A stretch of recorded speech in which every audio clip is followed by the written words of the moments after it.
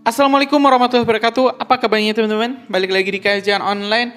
Presiden Joko Widodo memperingatkan Prabowo Subianto bahwa akan ada ancaman-ancaman dari kekuatan-kekuatan luar dan juga dalam yang berusaha untuk menggulingkan pemerintahan yang sah. Informasi ini teman-teman kita dapatkan langsung dari pernyataan Bapak Joko Widodo dalam salah satu seminar di Kongres Ikatan Sarjana Ekonomi Indonesia ISEI XXII ke-22 dan Seminar Nasional 2024 pada Kamis tanggal 19 September 2024. Dalam pernyataannya teman-teman, Pak Jokowi menceritakan terkait ancaman-ancaman terhadap dirinya yang menyebutkan bahwa Amerika murka akibat hilirisasi Indonesia, terlebih dengan manuver politik Indonesia yang mengakuisisi Freeport. Sebelumnya kita ketahui saham Indonesia di Freeport hanya 9%. Selama puluhan tahun dari era Pak Harto dilanjut lagi sampai ke Pak SBY, ternyata Indonesia cuma punya saham 9%. Dan tentu Pak Jokowi melihat hal ini sebagai kerugian besar bagi bangsa Indonesia yang mempunyai tanahnya, yang mempunyai emasnya, tapi kenapa kita hanya mendapatkan bagian sedikit? Karena itulah saat tahun 2021 kalau nggak salah teman-teman, Indonesia pertama kalinya mengakuisisi Freeport dengan saham menjadi saham mayoritas yaitu 51%. Dalam proses akuisisi ini banyak sekali ancaman, banyak sekali tekanan-tekanan terhadap Presiden Joko Widodo, bahkan sampai menyebut bahwa Pak Jokowi bakal digulingkan jika tetap berani menjalankan program hilirisasi dan juga mengakuisisi Freeport. Oke teman-teman, tanpa panjang lebar lagi, ini kita juga sudah siapkan video lengkapnya yang kita dapat dari Kompas TV.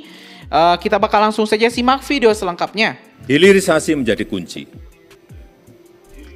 Coba kita lihat satu, urusan nikel. Urusan nikel yang sering saya ceritakan, karena ini memang sebuah keberhasilan kita meningkatkan nilai tambah. Nikel, dari bahan mentah, nikel ore, masuk ke NPI, nikel pig iron, masuk lagi ke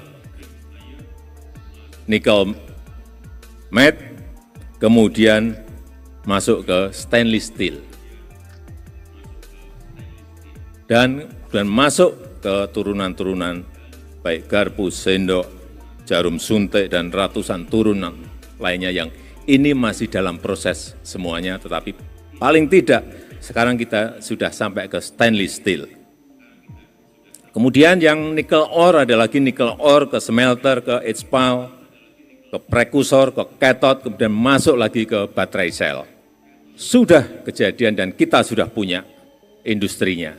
Untuk nanti kalau kapasitas baterai selnya mencukupi, sekarang ini baru kira-kira 180.000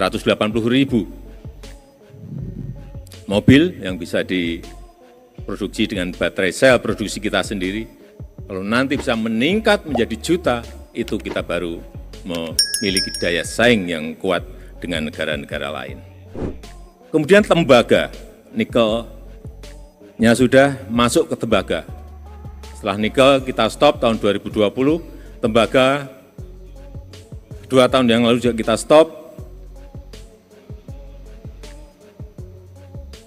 Minggu depan akan ada 2 smelter besar yang investasinya kurang lebih 50-60 triliun sudah beroperasi, yaitu di Aman, di Sumbawa, kemudian Freeport di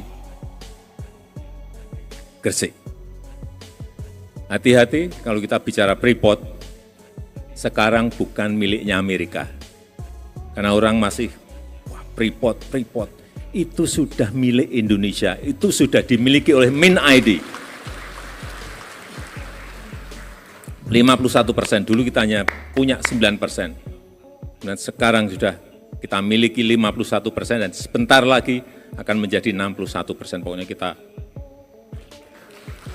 terus ambil.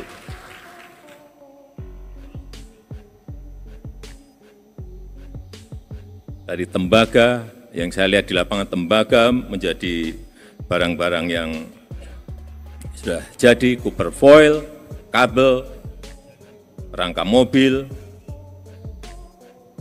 dan yang ketiga boksit. hilirisasi di boksit. Sudah jadi yang satu di Bintan, kemudian minggu depan saya juga akan resmikan di Mempawah, di Kalimantan Barat. Jadi lagi satu, berarti ada dua. Dari sini nanti akan jadi yang di Mempawah ini miliknya BUMN. Akan jadi aluminium, velg mobil, bodi pesawat, semuanya. Bapak Ibu sekalian yang saya hormati, pada posisi normal, pada posisi dunia normal, kita tidak mungkin melakukan ini. Pasti akan dicegat oleh negara-negara maju. Pasti itu. Bahkan waktu akan mengambil Freeport saja, banyak yang membisiki kepada saya, Pak, hati-hati, Papua bisa lepas. Pak, hati-hati, Bapak bisa digulingkan. Pak, hati-hati.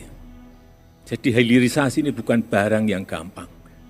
Karena Freeport sendiri sudah 55 tahun beroperasi, nggak pernah mau membangun yang namanya smelter.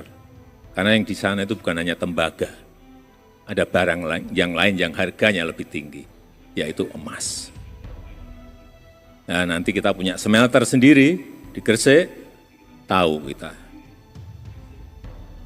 berapa ton emas setiap tahun yang hilang dari tanah air Indonesia selama 50-an tahun. Perkiraan saya per tahun mungkin 40 sampai 50 ton. Baru perkiraan, nebak-nebak. Tapi nanti kalau sudah berproduksi baru kita tahu betul, oh ternyata ada emasnya sekian ton per tahun. Jadi kalau tadi bisikan ke saya ya karena barang yang tadi saya sampaikan. Tetapi Bapak Ibu sekalian yang saya hormati, tolong ini betul-betul ISEE bisa mendesain rencana dan strateginya. Yang saya ingin adalah hilirisasi yang padat karya, yaitu rumput laut, seaweed, yang belum disentuh secara manajemen yang baik. Karena dari sinilah nanti bisa turunannya baik ke pupuk organik, baik ke agar, baik untuk kosmetik, baik untuk tepung, dan juga untuk minyak pesawat terbang sekarang ini bisa dari rumput laut. Kita tahu Indonesia memiliki pesisir yang paling panjang nomor 2 di dunia, 81.000 kilometer. Ini sebuah potensi besar, tapi memang harus didesain, harus direncanakan, harus dibuat strategi yang benar sehingga nanti hasilnya bisa ketemu. Pangan yang lainnya, menurut saya yang juga harus dihilirisasikan adalah kopi. Kopi ini, saya cek, kita punya berapa hektar sih kopi? 1,2 juta hektar.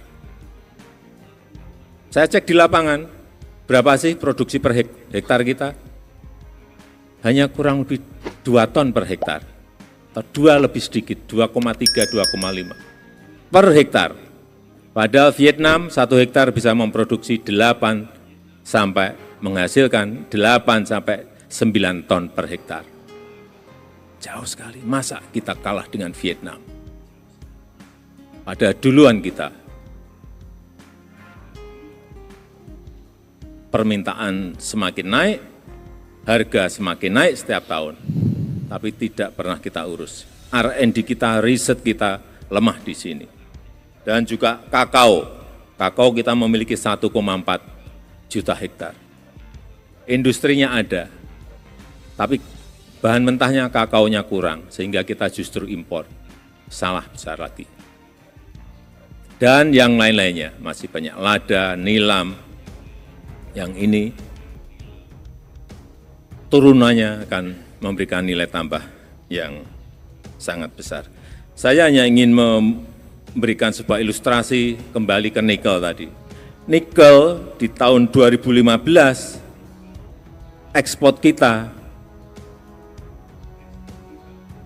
3 billion US dollar dalam 1 tahun. Artinya 45 triliun rupiah. 45 triliun rupiah. Kemudian setelah kita stop, 2021 muncul angka dari 45 triliun muncul 340 triliun rupiah.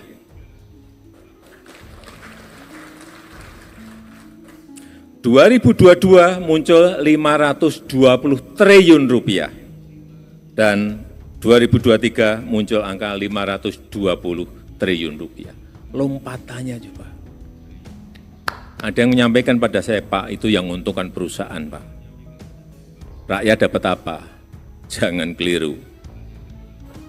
Kita pungut pajak dari sana, pajak perusahaan, pajak karyawan,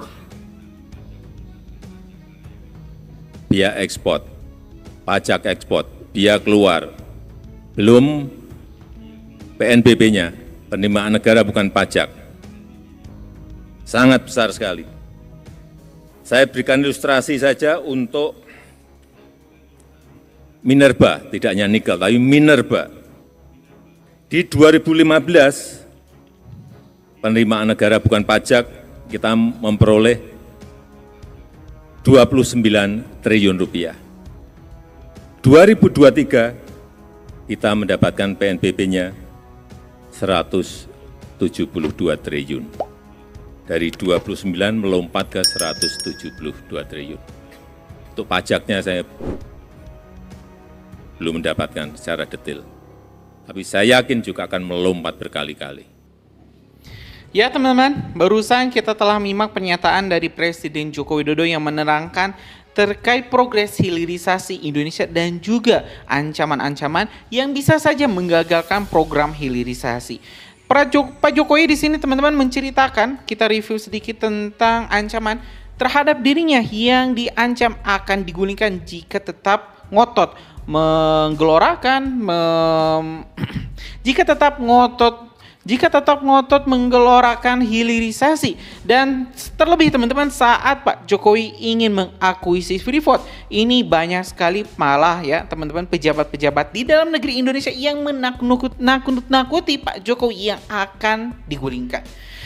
Benar atau tidak teman-teman, kita tentu berharap Presiden selanjutnya bisa meneruskan ketegasan Pak Jokowi dalam program hilirisasi, melindungi sumber daya alam Indonesia agar sumber daya alam ini tidak dicuri, tidak dijual dengan harga murah ke luar negeri. Ya, sekali lagi teman-teman, kita doakan semoga pemimpin kita amanah, Presiden terpilih kita Bapak Prabowo Subianto bisa membawa Indonesia menjadi negara maju. Terima kasih teman-teman. Assalamualaikum warahmatullahi wabarakatuh.